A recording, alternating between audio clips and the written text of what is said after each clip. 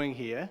And I guess as a fellowship, we want to make sure we're getting good spiritual advice and doing things right as far as the eyes of this world go. And if you have a look in 2 Peter chapter 2, it talks about a situation where people took poor advice and the outcome was not very good. And that's something we're trying to avoid. So we'll see if this actually works. There we go, it does. So where is this thing taking us? Well, Australia's pretty much doubled its case count in a week and a half. And I've got really a bit of a tale of two cities here. So Greater Melbourne area, actually I checked my phone a second ago, and they're now in a next stage of lockdown as of midnight tonight. So this is already out of date before I even said it. And masks are being required actually in New South Wales. As of today, if you go to a fellowship meeting in New South Wales, it's recommended you wear a mask. It's pretty hard to sing with a mask on. And this is a bit of a tale of two cities because for the last fortnight, Melbourne's had more cases every day than we've had in total. We're at 451 cases in South Australia. And the reason I'm saying that is, I guess my encouragement through this is that we're actually doing pretty well here. So let's have a look at Victoria, what's going wrong there.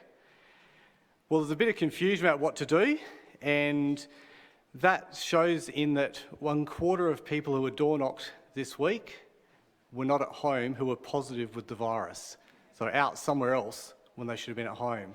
Now, it's easy for us somewhere else to say, well, that's terrible, and it is, but there are often reasons for these things, and unless we know those individual people and their story, it's actually not really right for us to judge that. A lot of the trouble in Victoria is actually essential workers. So if you've got the people who provide the food and the people who run the hospitals and run the aged care infected, then the next stage of lockdown isn't going to take all those people out of play. And so they had to come up with strategies of how to achieve that. We all know there's been some errors in the way they've done things there, and it's often easier to blame an individual than it is to blame a system. But some of the systems over there have not been very good. And then we've got a series of people who want a bit of fame or like the conspiracy theory, and that's caused some chaos.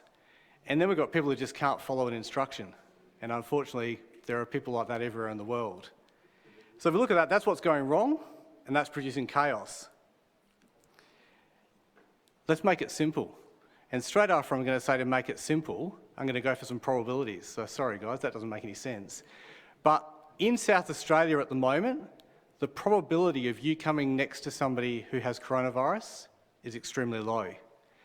And even if you do, if you follow the advice that's listed here, and I won't bother reading it out, then even if you do come across somebody who's positive for coronavirus and you stay away from them and do the right things, then your risk of getting it is also very low. So really looking to make things quite simple is that if we individually do what we should, then we don't have to get so worried about all the systems and other things going on. The South Australian government's doing the right things to keep us safe. Here at Woodcroft, we're doing the things we can as a fellowship and as a team tracking what's going on with COVID to keep you safe.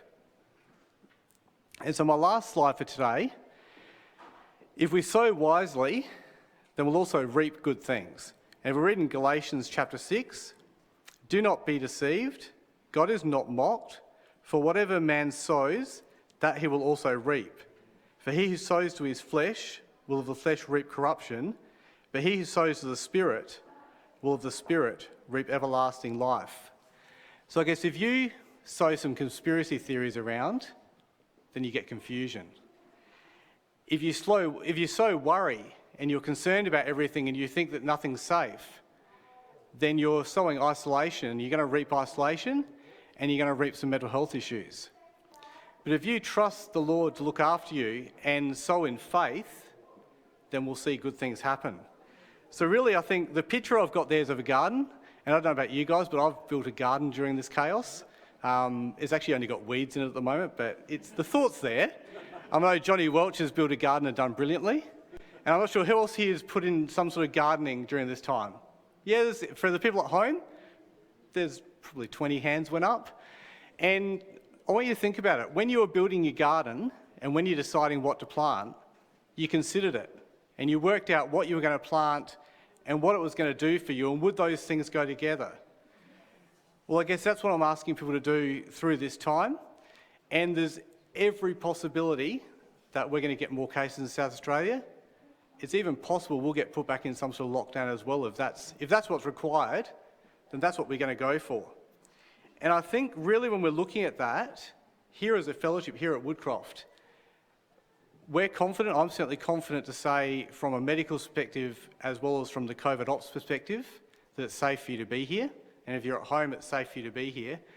So take the opportunity to get here when you can, because won't you be kicking yourself? If we're stuck at this for another 6 months, which is possible, or if we get put back until you can't leave your house, won't you be kicking yourself if you haven't come here when you could have? So really that's where we're at. And I'd just like to leave with a final thought, is that right back at the start of this, Pastor Paul was talking about the difference between a good decision and a bad decision was 2 weeks.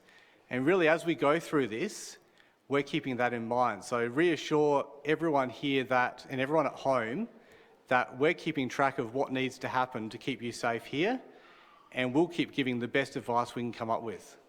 Thank you very much.